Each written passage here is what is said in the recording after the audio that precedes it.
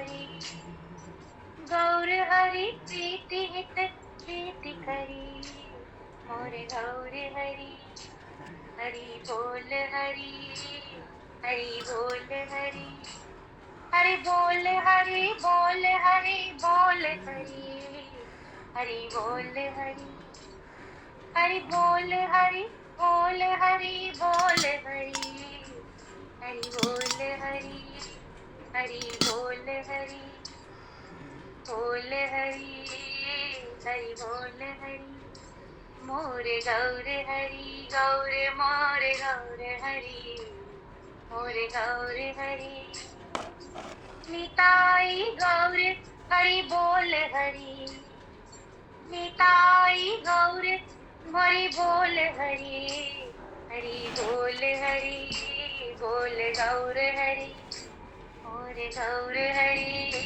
हरि बोल हरि हरि बोल हरि हरि बोल हरि मोरे गौर हरि मोरे गौर हरि मोरे गौर हरि मोरे गौर हरि बोल हरि मोरे गौर हरि निताई गौर हरि बोल।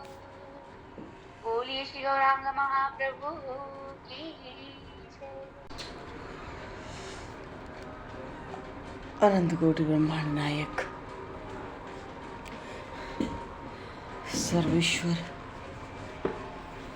पूर्ण परात्पर ब्रह्म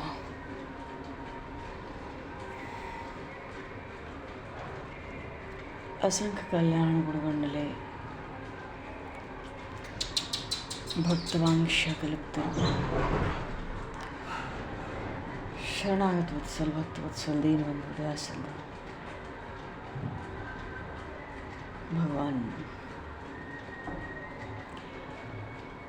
श्री सीताराम जी महाराज की असीम कृपा करने से श्री हनुमान जी महाराज की परम पावन भावमयी सन्निधि में महापुरुषों की भावमयी उपस्थिति में एवं आप सभी श्रद्धालु भक्त वैष्णवों की मंगल सन्निधि में मानव जीवन का सर्वोत्कृष्ट फल भगवत गुणगान भगवत स्मरण का आनंद हम सभी श्री कृष्ण चैतन्य देव प्रभु के लीला चरित्रों के माध्यम से और आज तो फिर उत्पन्ना एकादशी आनंद लाभ प्राप्त करने जा रहे हैं। सर्वप्रथम आप सभी भक्तजनों के श्री चरणों में भगवत भाव से सादर वंदन सादर नमन। आप सभी को यथायोग्य जय श्री राम जय जय श्री राधे हरि शरणम जय श्री वराहपीडं नटवर वपुः कर्णयो कर्णकारम् बिभ्रद्भासः कनककपशं वैजयन्तीं च मालाम् रन्ध्रान् वेणोर्धर्षुधया पूरयन् गोपवृन्दैः वृन्दारण्यं सुपदरमणं प्राविशत गीतकीर्तिः। बोलो श्यामनंदन श्याम सुंदर भगवान की।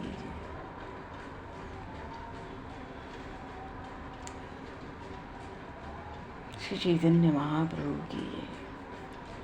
सर्वप्रथम आज मार्गशीर्ष मास का कृष्ण पक्ष है और उत्पन्ना एकादशी है। उत्पन्ना नाम से ही स्पष्ट है आदि काशी महारानी का प्रागट्य है। आज की ही तिथि पर श्री काशी महारानी प्रकट भई भगवान नारायण के हृदय से। बोलिए श्री काशी महारानी की। तो इस परम पावन महान पर्व उत्तम तिथि पर सभी को उत्पन्ना एकादशी की खूब खूब बधाई और शुभकामनाएं। वस्तुतः एकादशी के 26 नाम ही व्रत में किसी भी त्रुटि अभाव के रहते, पारण उद्यापन या व्रत के अनुष्ठान में किसी भी त्रुटि को पूर्ण करके शीघ्र एकादशी के व्रतों का फल प्राप्त हो जाए यथासंभव, सूजी महाराज ने पद्म पुराण में 26 एकादशियों के नाम का कीर्तन किया और ऐसा महात्मा सुनाया। उत्पन्ना मोक्षदा चापी,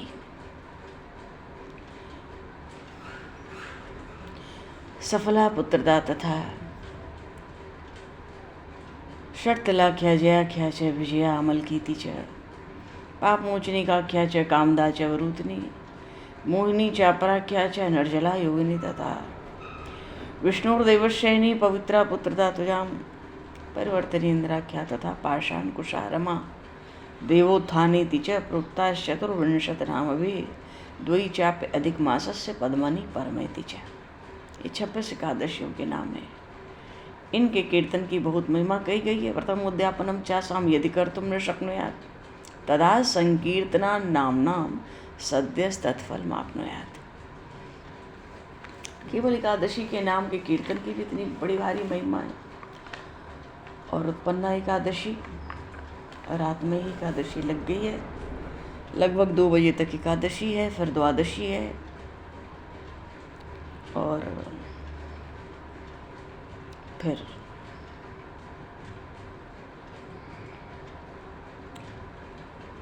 कल जागरण, इसलिए थोड़ा कल उद्यापन जागरण के कारण द्वादशी देर से लग रही है। हरिवासर थोड़ा देर तक है। पारण का समय सुबह 10:40 का है।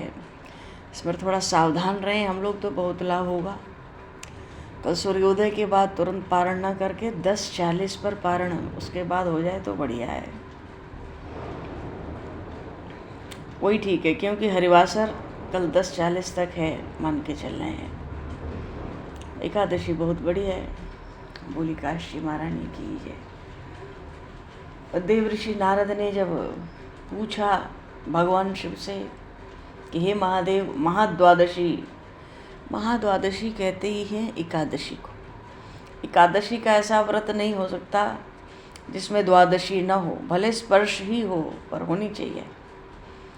और दशमी के साथ जो एकादशी होती है वो पाप देने वाली होती है। इसलिए एकादशी तिथि को महाद्वादशी तिथि भी कहते हैं, लेकिन वो जिसमें व्रत किया जाता है, जिसमें द्वादशी का स्पर्श होता है। तो नारद जी ने पूछा था कभी कि एकादशी का उत्तम व्रत, महाद्वादशी का उत्तम व्रत होता कैसा है और क्या फल प्राप्त होता है, सो आप बताने की कृपा करें। तो भगवान शिव ने कहा था ये तो महान पुण्य फल देने वाली है। जो श्रेष्ठ मुनिजन हैं उनको भी इसका अनुष्ठान करना चाहिए। और कहीं विशेष नक्षत्र और योग हो जाए, जया विजया जयंती पापनाशनी, फिर क्या पूछना है, त्रिश पृष्ठा। लेकिन ये जो विशेष नक्षत्र हैं ये केवल शुक्ल पक्ष में मिलते हैं। इनकी महिमा शुक्ल पक्ष के एकादशी की है। कृष्ण पक्ष में इन नक्षत्रों को नहीं मिलाया जाता है।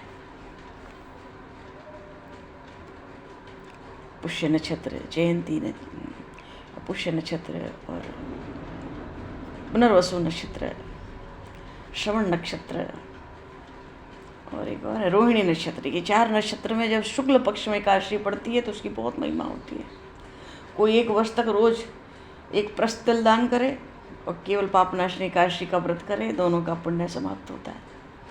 बात यह है कि इस तिथि पर जब भगवान पूजित होते हैं भक्तों के द्वारा, तो वो संसार के स्वामी सर्वेश्वर श्री हरि संतुष्ट होते हैं और प्रत्यक्ष दर्शन भी देते हैं। और उस दिन प्रत्येक पुण्य कर्म का अनंत फल माना गया है एकादशी पे। कभी कभी ऐसी तिथियां आती हैं जो अक्षय फल देती हैं। बहुत से बड़े बड़े राजाओं ने, महात्माओं ने एकादशी के व्रत किए और सब कुछ प्राप्त किया। एकादशी का कोई सेवन करे तो 7 जन्मों के मनसा वाचा कर्मणा पाप से मुक्त हो जाता है, इसमें तनिक भी संदेह नहीं है। और पुष्य सबसे बड़ी होती है। शुक्ल पक्ष में कोई एकादशी आवे और उसमें पुष्य नक्षत्र हो, सब नक्षत्रों का राजा पुष्य है। अब जिनको संसार ही बस करना है तो कहेंगे भाई पुष्य नक्षत्र तो इसलिए बढ़िया होता है कि खूब खरीदारी करो। खरीदारी करना, बाजार जाना सबसे बढ़िया है पुष्य नक्षत्र में खरीदारी करना, ठीक है। हाँ कोई गलत कह रहा है, वो भी बात ठीक है, पर शुक्ल पक्ष हो और पुष्य नक्षत्र हो तो जो एकादशी होती है अकेले ही ऐसी पापनाशनी 1000 एकादशी व्रत के बराबर होती है वो। और त्रिस्पर्शा हो एकादशी, द्वादशी, त्रयोदशी तो भी 1000 एकादशी का फल देती है। और अगर त्रिस्पर्शा है या पुष्य नक्षत्र है, त्रिस्पर्शा नहीं, पुष्य नक्षत्र की जो शुक्ल पक्ष में आती है ऐसी एकादशी, अभी तो कृष्ण पक्ष ही है, आएगी आगे जो भी, तो उसमें अक्षय फल होता है। पुष्य नक्षत्र में स्नान, दान, जप, होम, स्वाध्याय, इष्ट पूजन, सबका अक्षय फल। तो भगवान शिव के कहने का भाव है कि इसका व्रत, एकादशी का व्रत प्रयत्न पूर्वक करना चाहिए। युधिष्ठिर जी ने पूछा था तो भगवान ने सब उनको विधि सुनाई, समझाई, कैसे कैसे व्रत कर सकते हैं।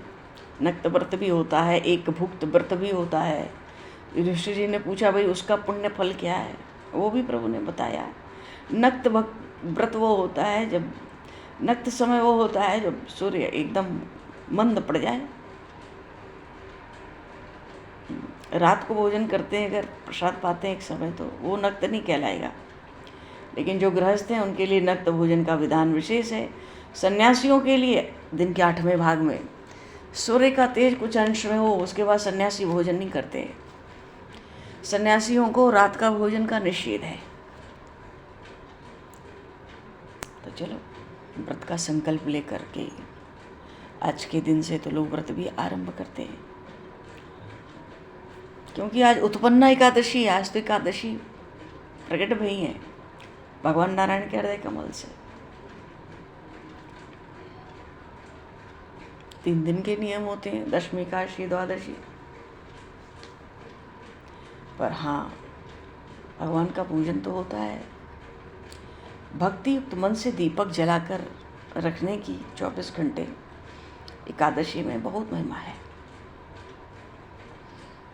धर्मशास्त्रों से मनोरंजन हो गए, भगवान का कीर्तन, भजन, सत्संग, कथा हो गए, ऐसे दिन बीते, जो भी बीत सके जितना।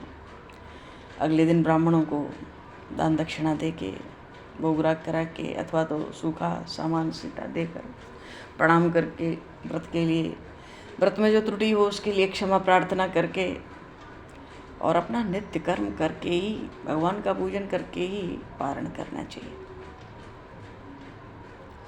संक्षेप में। और भगवान शिव तो इतनी महिमा बताते हैं, क्या चंद्र ग्रहण का स्नान, क्या सूर्य ग्रहण का स्नान, क्या केदार क्षेत्र का जल पी लो। केदार क्षेत्र में कोई जल पिए तो उसका पुनर्जन्म नहीं होता। एकादशी का भी ऐसा ही महात्मा है, गर्भावास का निवारण कर दे। कोई अश्वमेध यज्ञ करे तो 100 गुना ज़्यादा फल एकादशी व्रत वाले को मिलता है। कहने का अर्थ है कि कोई भी सत्कर्म करो उससे 100 गुना, 1000 गुना बढ़कर फल एकादशी व्रत करने वाले को बैठे बैठे मिल जाता है। क्योंकि ये व्रत करके जीव ऐसा पुण्य प्राप्त करता है जो देवताओं के लिए भी दुर्लभ कहा गया है। हाँ, रात को भोजन करो तो आधा पुण्य प्राप्त होता है, दिन में एक बार भोजन करो तो नक्त भोजन का आधा फल मिल जाता है। बात यह है कि है तो भगवान का प्रिय दिवस, तो जीव जब तक भगवान विष्णु के इस प्रिय दिवस एकादशी का उपवास नहीं करता तभी तक तीर्थ, दान, नियम अपने अपने महत्व की गर्जना करते हैं। मानो जिसने एकादशी का आश्रय ले लिया, एकादशी तिथि का, एकादशी व्रत का निष्ठा से, तो फिर और कुछ सत्कर्म की विशेष आवश्यकता रही नहीं जाती। पर हाँ, कुछ कर्म ऐसे होते हैं जो किसी भी स्थिति में त्याज्य योग्य नहीं है। अब कोई कहे हम तो एकादशी व्रत करते हैं और हम पितृपक्ष में ये सब क्यों करें, श्राद्ध तर्पण, ये नहीं होगा। क्योंकि शरीर ही मिला है पितरों से, इस शरीर के बिना भजन नहीं कर सकते, कुछ नहीं कर सकते। देव दुर्लभ शरीर है। ऐसे बहुत से कर्म आते हैं पूरे वर्ष में जो त्यागने योग्य किसी भी परिस्थिति में नहीं है। और उसी संदर्भ में जब युधिष्ठिर जी ने पूछा भगवान शिव से, भगवान श्री कृष्ण से कि ये पुण्यमयी एकादशी प्रकट कैसे हुई, और इतनी पवित्र मानी क्यों गई? इतना महत्व कैसे बढ़ गया? इतना महत्व बढ़ गया कि ये देवताओं को प्रिय हो गई। तो वहाँ भगवान ने संपूर्ण कथा श्रवण कराई। जब सतयुग में मुर नामक दैत्य था और सब देवता उससे निराश हो गए, भगवान की शरण में गए। निराश क्या हो गए? सब देवताओं को उसने बाहर कर दिया। देवता पृथ्वी पे घूमने लगे, गुफाओं में ढूंढने लगे। अरे पृथ्वी पे क्या देवी देवताओं की शोभा होती है? हार करके उस मूर दानव से सब देवता भगवान की शरण गए। अब विस्तार से हम लोग जागरण में इस कथा का कथन श्रवण कीर्तन करेंगे। जो भी देवता जब शरण में गए, सब देवता भगवान नारायण के क्षीर सिंधु में, तो भगवान की स्तुति की, भाई कुछ मांगना है तो पहले प्रसन्न करो।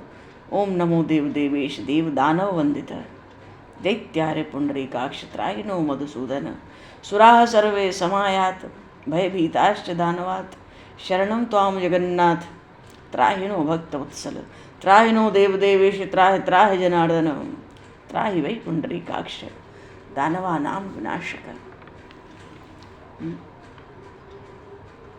त्वं पतिस्त्वं मतर्देव त्वं कर्ता त्वं च कारणं त्वं माता सर्वलोकानां त्वमेव जगतः पिता। भगवान देवदेवेश शरणागत वत्सल शरणं तव चायात भयभीताश्च देवता। तरह तरह से संपूर्ण जगत के आप माता पिता हैं। हम सब देवता भयभीत होकर आपकी शरण में आए हैं। देवता दैत्य सब आपको प्रसन्न करना चाहते हैं। आप सबके इष्ट हैं, सबके स्वामी हैं। नाथ रक्षा करो, मानो रक्षा करो, रक्षा करो, रक्षा करो कि पुकार मचाई। अपना दुख रोया देवराज इंद्र ने। क्यों, कहाँ कहाँ डोल रहे हैं? वो मुर दैत्य ऐसा था, उसने अग्नि चंद्रमा सूर्य वरुण वायु सब अलग बना लिए। रावण ने तो सबको बेदखल ही किया था ना, पर इस मूर दानव ने दूसरे ही बना लिए सब कुछ, सब देवता, और देवों को भगा दिया, वंचित कर दिया उनके स्थानों से। भगवान ने आश्वासन देते हुए समय पाकर बद्रिकाश्रम में आकर वहाँ पर उस मूर दानव के विनाश के लिए अपने हृदय से एकादशी महारानी को प्रकट किया अपने तेज के अंश से। पर उनका भी बल पराक्रम महान था और आते ही उन्होंने उसका संहार किया।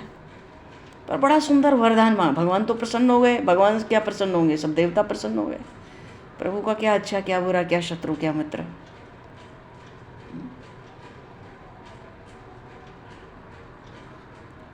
वर मांगने को प्रभु ने कहा। जब प्रभु प्रसन्न होते हैं तो वर मांगो। प्रभु ने कह दिया वर दूंगा, एक भी संदेह थोड़ा ही है इस बात में। तो काशी महारानी ने यही वर मांगा कि प्रभु अगर आप प्रसन्न हो तो मैं आपकी कृपा से सब तीर्थों में प्रधान हो जाऊं। मानो मेरे आगे किसी तीर्थ की गणना नहीं होनी चाहिए।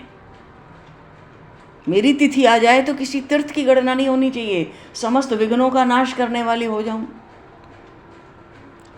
गणेश जी का भी पूरा स्वामित्व प्राप्त हो गया। गणेश जी महाराज सब विघ्नों को हरते हैं जीव के। श्रद्धा भक्ति से जीव वहाँ जाते हैं। और सब तरह की सिद्धि देने वाली हो जाऊं, ये भी मांग लिया। जो एकादशी का सेवन करे उसको सब सिद्धि दे सकूं यथा योग्य। और हे प्रभु, जो लोग आप में भक्ति रखते हुए मेरे दिन उपवास करें उनको तो सब प्रकार की सिद्धि प्राप्त हो जाए।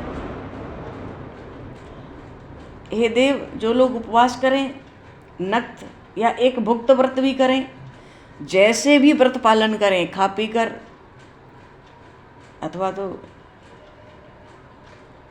बिना प्रसाद पाए, उनको आप धन धर्म मोक्ष अवश्य प्रदान करना। कोई कैसे भी व्रत करे,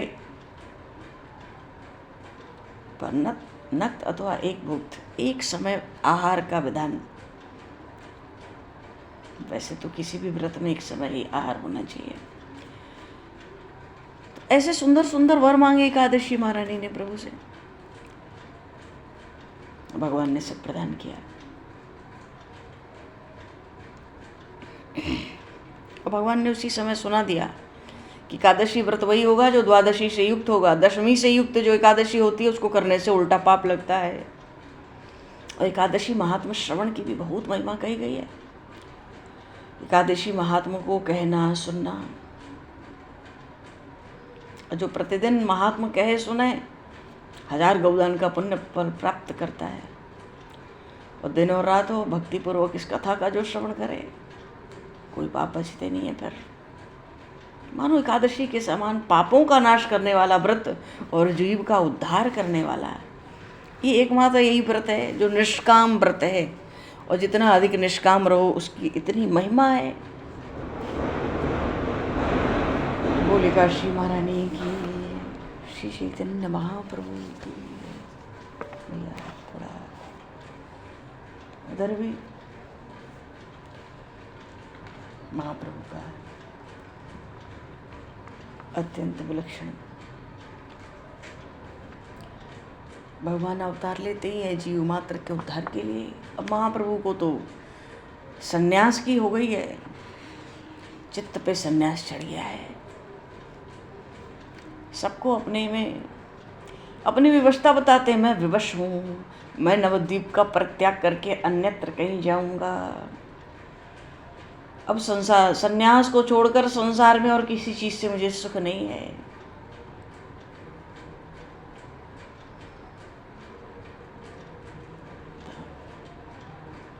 माता को भी किसी तरह हाँ करना पड़ा। अब जब प्रभु कहेंगे कि आज तक तुमने मेरी प्रसन्नता के लिए सब कर्म किए, तो आज दुखी क्यों करती हो, क्या कहेंगी विष्णु प्रिया? प्रभु बोल बंद कर देते हैं। सर्वसमर्थ हैं, सबके स्वामी हैं, सर्वतंत्र स्वतंत्र परमात्मा हैं, पतितों के अधमों के उद्धारक हैं, जीव मात्र उनका दास है। पर विष्णु प्रिया जी को लगता है प्रभु मेरा स्मरण बना रहे, यही प्रार्थना है, कुछ जोर ही नहीं है।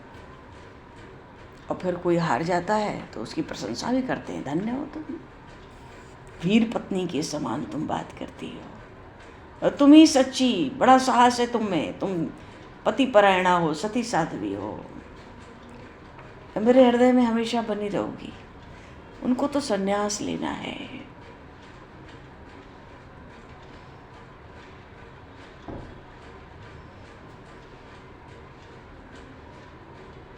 अच्छा, भक्तों के साथ महाप्रभु का ऐसा प्रेम था, सब में, सबके साथ नवद्वीप में। स्वप्न में भी इस बात का कोई अनुमान नहीं कर सकता था कि एक दिन सबको त्याग के चले जाएंगे ये। भक्तों से तो हृदय खोल कर मिलते थे, भक्तों के प्राणों के साथ अपने प्राण को मिला देते थे। सबका आलिंगन करना, सबके साथ नृत्य करना, नगर में भ्रमण करना, भक्तों के साथ भोजन करना, सब जगह प्रेम ही प्रेम भरा था।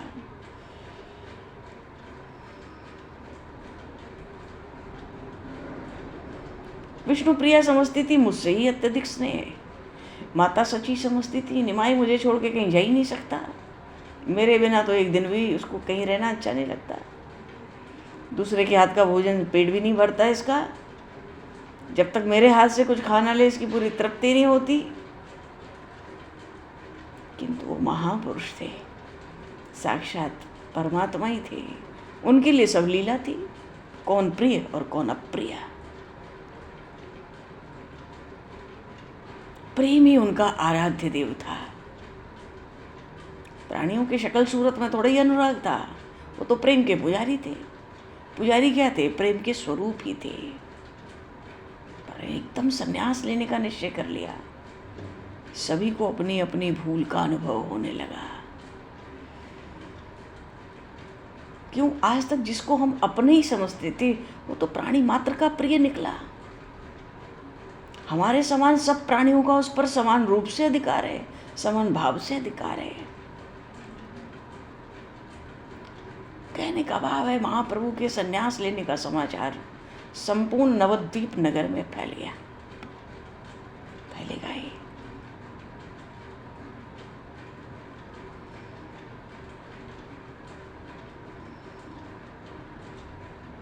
बहुत लोग दर्शन करने आने लगे। अब भक्तों के साथ संकीर्तन में सम्मिलित नहीं होते हैं, भक्त लोग आपस में मिलके स्वयं कीर्तन करते हैं। सुबह शाम प्रभु के दर्शन के लिए उन्हीं के घर पर आया करते हैं। प्रभु अब घर पर रहते हैं।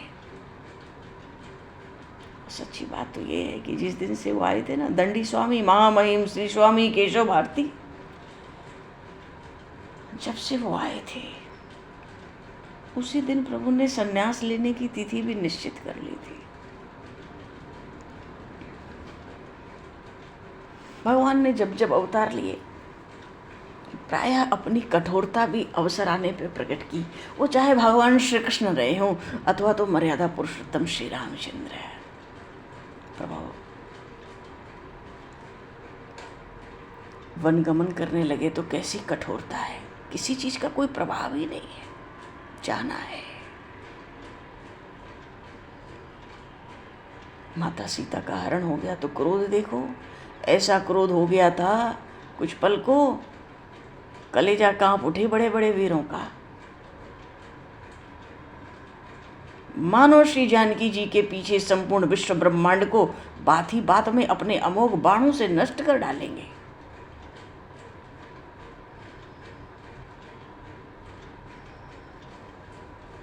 स्फटिक शिला पर बैठते हैं और ऐसी अधीरता, लीला है पर ऐसी अधीरता, उसको सुनकर पाषाण भी पिघल जाए।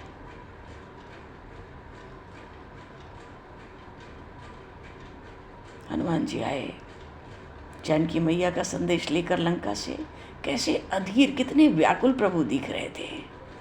जामवन जी ने हनुमान जी का पूरा चरित्र सुनाया,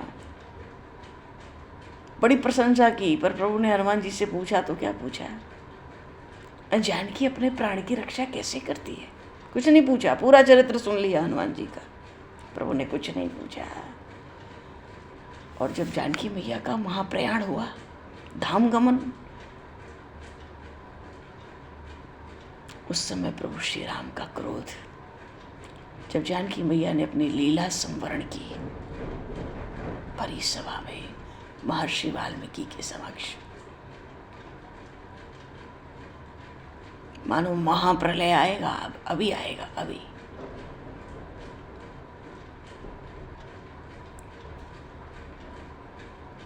छोटी छोटी बातों का स्मरण करके कहो तो रोने लगेंगे, कौन समझावे।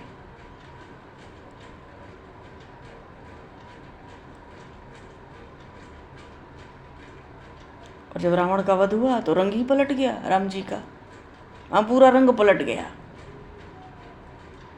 जानकी मैया आई तो कैसी कठोर, कड़ी और अकथनीय बातें कह डाली प्रभु ने। उन बातों को सुन के कौन राम जी को सहृदय और प्रेमी कह सकता है फिर। पर यथार्थ कुछ और है। भगवान की लीलाएं ऐसी होती हैं, उनका रहस्य हर कोई जान नहीं सकता। जो उनके विशेष कृपा पात्र हैं वही जाने महाराज।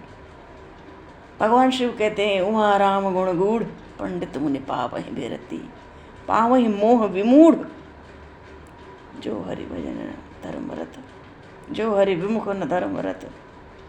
क्या है ना कुछ ऐसे। मानो जो दृढ़ता के साथ स्वीकार करने की सामर्थ्य रखता है, उसमें त्याग की भी उतनी ही अधिक शक्ति होनी चाहिए।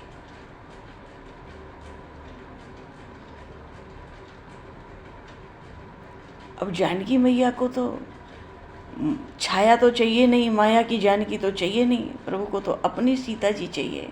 अग्नि से प्रकट तो करानी है।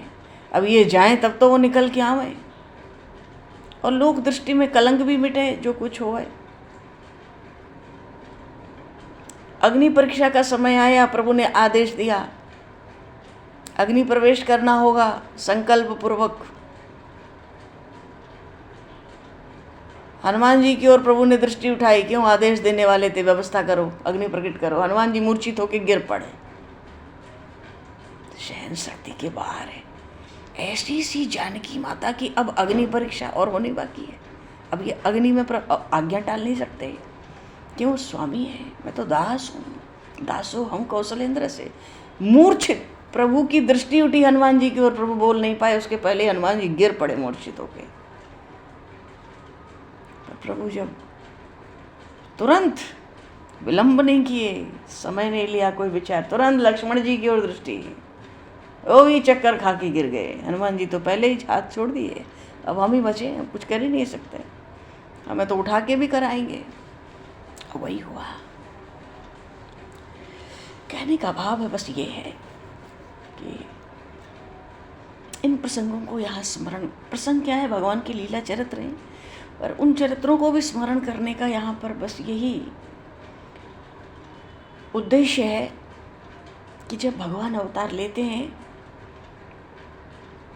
फूल से अधिक कोमल तो है ही, अवसर आने पे वज्र से ज़्यादा कठोर हो जाते हैं। क्यों? अवतार का जो प्रयोजन है उसको तो पूर्ण करना ही है, करना ही पड़ेगा।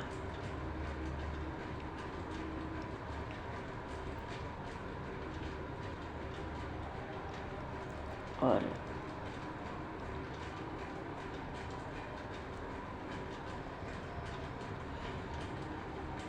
दक्षिणायन हो सूर्य तो कोई शुभ संस्कार तो होता नहीं है, कोई वैदिक कृत्य या अनुष्ठान तो होता नहीं है।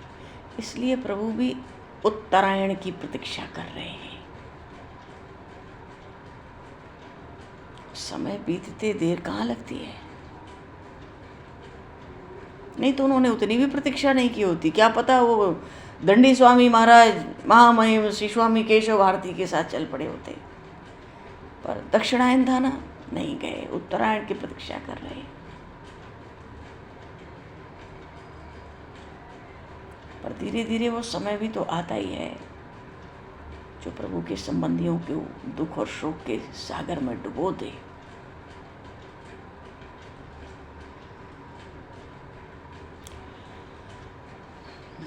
बोले श्री चैतन्य महाप्रभु की है। इन महात्माओं के हृदय वज्र से भी अधिक कठोर और पुष्पों से भी अधिक कोमल इसीलिए कहे गए क्योंकि ये जो असाधारण लोकोत्तर महापुरुष हैं, इनके चरित्रों को जानने में कोई पुरुष समर्थ नहीं हो सकता है। और ये तो महापुरुषों की बात है, यहाँ तो साक्षात भगवान विराजमान है और जो लीला करने आए हैं कलयुग में, जो प्रयोजन पूर्ण करना है वो करेंगे। उस लीला में न योग माया बाधा देती है, न ऐश्वर्य शक्ति, सब सहयोग करते हैं। प्रकृति में, सृष्टि में ऐसा कुछ नहीं जो भगवान की लीलाओं का सहयोग न करे। ऐश्वर्य शक्ति को मंजूर नहीं था श्री कृष्ण बंधन में आवे और ये यशोदा जी उसको बांध लें, पर भगवान ने फटकारा, मैं इसका पुत्र हूँ, अभी तुम द्वारिका ना जाओ, तुम्हारा ब्रज में कोई काम नहीं है। मैं प्रेम का ये बंधन माता का स्वीकार करता हूँ।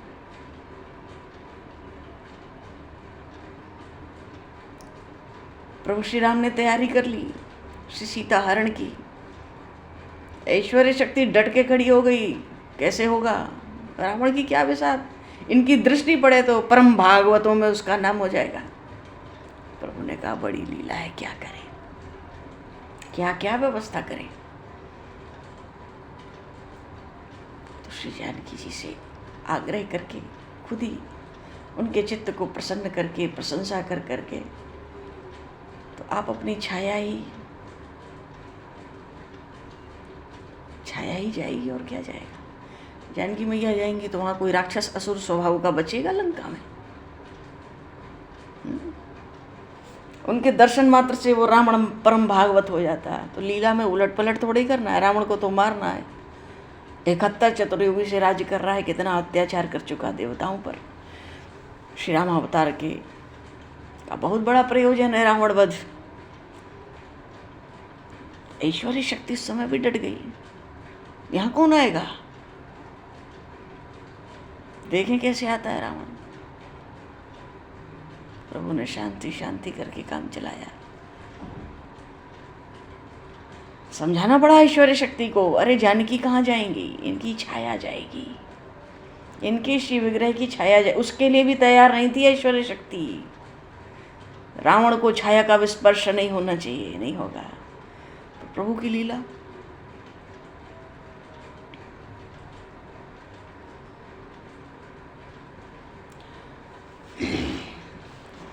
बोलिए भक्त वत्सल भगवान की जय। श्रीमद् भागवत महापुराण की जय। पता नहीं भागवत जी का कोई श्लोक भी प्रकट हुआ कि नहीं।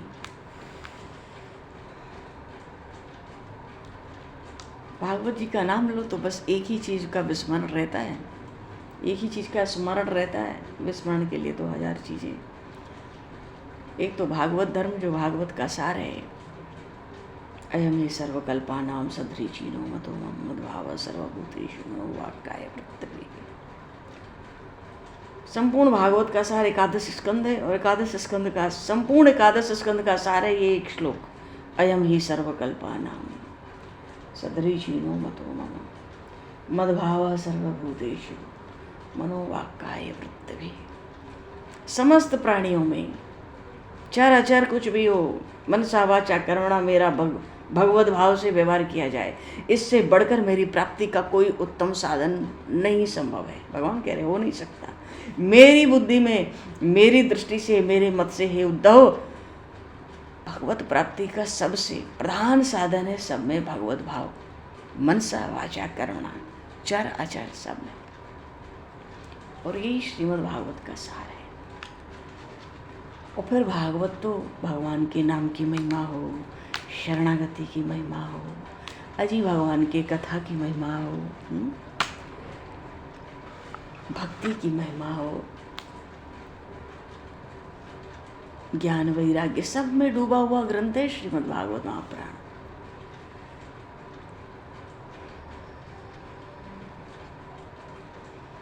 पर सार बात तो यही है, कलौ केशव कीर्तनाथ, कलयुग में यही है।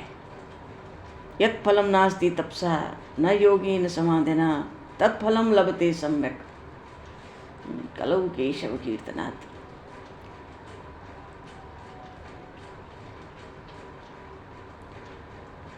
यस्यानुभावं भगवान वेद गुह्यतम शिवः, देवर्षि नारद साक्षात भगवान कपिलो नृप। भगवान का प्रभाव अत्यंत गूढ़ और रहस्यमय है। भीष्म महाराज भीष्म युधिष्ठिर जी से कहते हैं, उस प्रभाव को, अत्यंत गूढ़ प्रभाव और रहस्य को भगवान शंकर, देवऋषि नारद और स्वयं भगवान कपिल ही जानते हैं। तो कहना पड़ेगा ना, ओ देवऋषि धन्योयम यत् कीर्तिम शारंग धन्वना। धन्य है देवऋषि नारद। भागवत के प्रथम स्कंद में ही श्लोक आए, धन्य है, सूत जी कह रहे हैं, धन्य है अहो देवऋषि धन्यो यम यत् कीर्तिम शारंग धन्वनः। वो देवऋषि नारद धन्य है, क्यों? शारंग पाणी, भगवान की कीर्ति को अपनी वाणी पर गा गाकर स्वयं को आनंद मग्न होते रहते हैं। साथ साथ अपने को तो करते हैं, साथ साथ इस तीन ताप से तप्त जगत को भी आनंदित करते रहते हैं।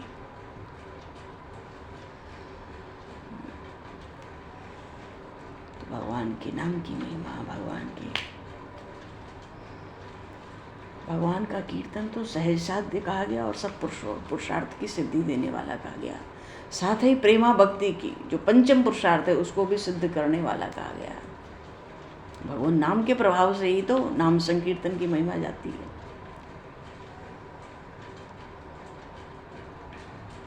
वाणी का एक नाम है रस नाम। तो वाणी से भैया गोस्वामी जी ने कहा न, सुमरिय नाम रूप बिन देखे आवत हृदय स्नेह अभिषेके।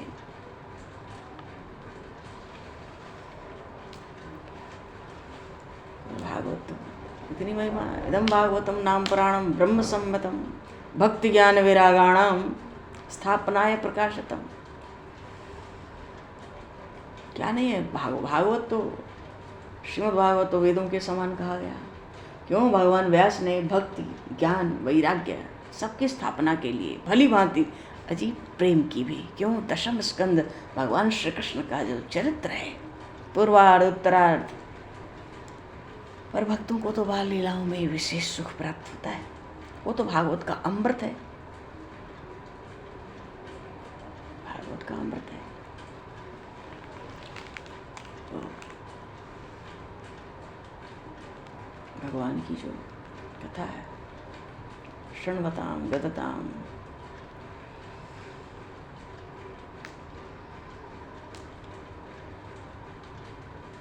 भगवान भक्त भक्तिमान। जैसे भक्त भगवान की भक्ति करते हैं वैसे ही भगवान भी भक्तों की भक्ति करते हैं।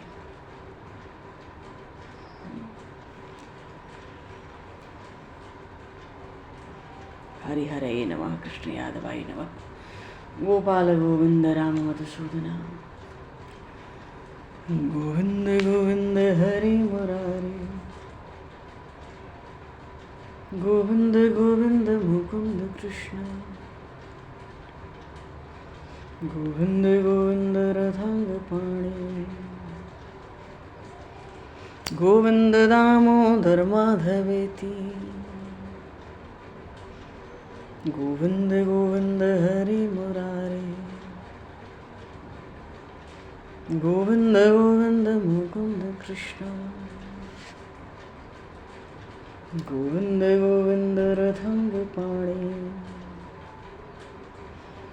गोविंद दामोदर माधवेति गोविंद गोविंद हरि मुरारी गोविंद गोविंद मुकुंद कृष्ण गोविंद गोविंद रथांग पाणी गोविंद दामोदर माधवेति गोविंद गोविंद हरि मुरारी गोविंद गोविंद मुकुंद कृष्ण गोविंद गोविंद रथांग पाणी गोविंद दामोदर माधवेति गोविंद दामोदर माधवेति गोविंद दामोदर माधवेति। इस मार्गशीर्ष मास में भगवान को स्नान कराया जाता है विशेष रूप से और कपूर से आरती। तो स्नान कराते समय भगवान को कहा जाता है बराबर पूरे समय नमो दामोदराय नमो दामोदराय नमो दामोदराय नमो दामोदराय। और अगली जो द्वादशी आएगी मोक्षा एकादशी के अगले दिन जो द्वादशी आएगी उसको साल की अखंड द्वादशी कहते हैं। हाँ, बहुत विलक्षण महिमा है उसकी। केवल पूरे वर्ष में जो मार्गशीर्ष मास की शुक्ल पक्ष की द्वादशी तिथि होती है उसी को अखंड द्वादशी कहते हैं। पर भैया अभी तो समय को दृष्टिगत करते हुए भगवान वाणी को बोली श्री चैतन्य महाप्रभु की श्रीमद् भागवत महापुराण की श्री राम राजा सरकार की श्री नंदनंदन श्याम सुंदर भगवान की श्री गौरी शंकर भगवान की हनुमान जी महाराज की सदगुरुदेव भगवान की। समय को दूषित करते हुए वाणी परवाणी को विराम। वाक्य पुष्पांजलि प्रभु के श्री चरणों में सादर समर्पित। आप सभी को भी यथायोग्य जय श्री राम जय जय श्री राधे।